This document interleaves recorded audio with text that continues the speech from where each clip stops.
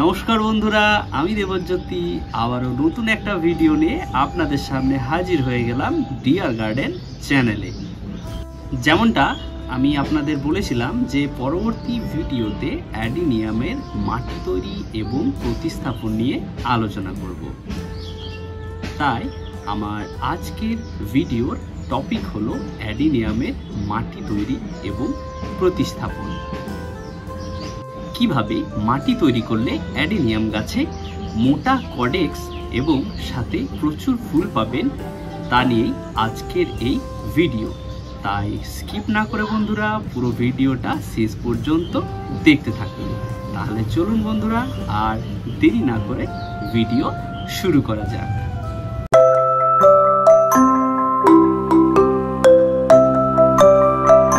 ফুল ছাড়াও অ্যাডিনিয়ামের সুগঠিত এবং স্থূল কডেক্স আমাদের মন কেড়ে নেয়।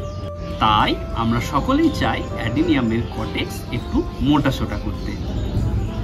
আর এরকম কডেক্স বানানো অনেকাংশেই নির্ভর করে আমরা কিভাবে মাটি তৈরি করছি তার উপর। আর আজকের এই ভিডিওতে সেরকমই মাটি তৈরি নিয়ে আলোচনা করব। প্রথমেই বলবো অ্যাডিনিয়ামের মাটি ঠিক কি ধরনের হওয়া প্রয়োজন।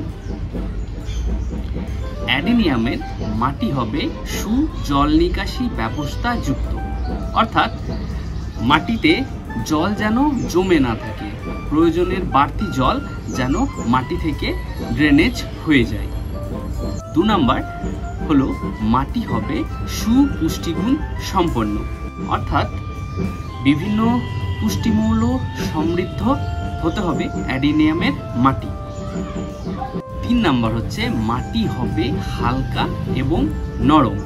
মাটি যদি শক্ত হয়ে যায় সেক্ষেত্রে অ্যাডিনিয়ামের গ্রোথ ঠিকঠাক হবে না এবং কডেক্সের বৃদ্ধিও যেরকম আমরা চাইছি সেরকম হবে না। তাই অবশ্যই মাটি হালকা এবং নরম হতে হবে। 4 নাম্বার হলো অ্যাডিনিয়ামের মাটির মধ্যে আর্দ্রতা বজায় থাকতে হবে।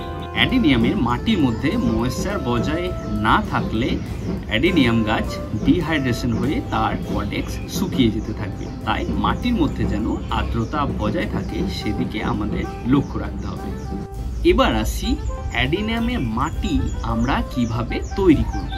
অ্যাডিনিয়ামের মাটি তৈরি করার জন্য আমাদের প্রয়োজন পড়বে 3 ভাগ গার্ডেন সয়েল, 2 ভাগ নদীর বালি, 2 ভাগ ছোট নুড়ি বা কাঁকড়, 1 ভাগ কোকোপিট এবং 2 ভাগ পুরনো গোবর সার কিংবা ভার্মি কম্পোস্ট।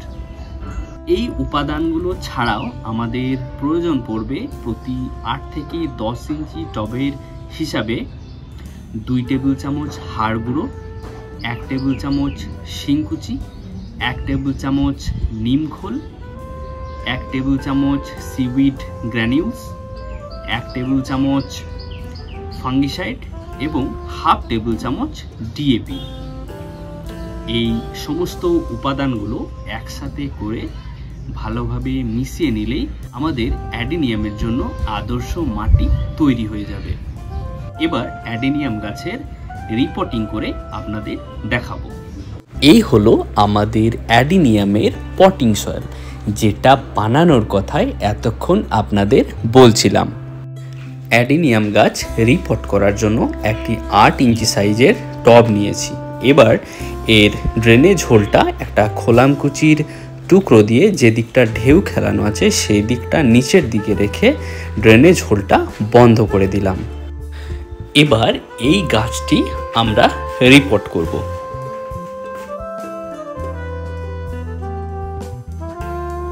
বানিয়ে রাখা পটিং মিক্স দিয়ে আমরা টবের কিছু অংশ ভরাট করে নেব।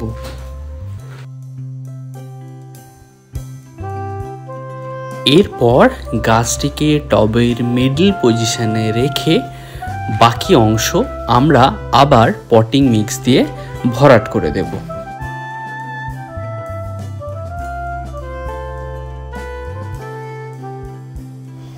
তারপর ভালোভাবে টবের মাটিতে জল দিয়ে দেব।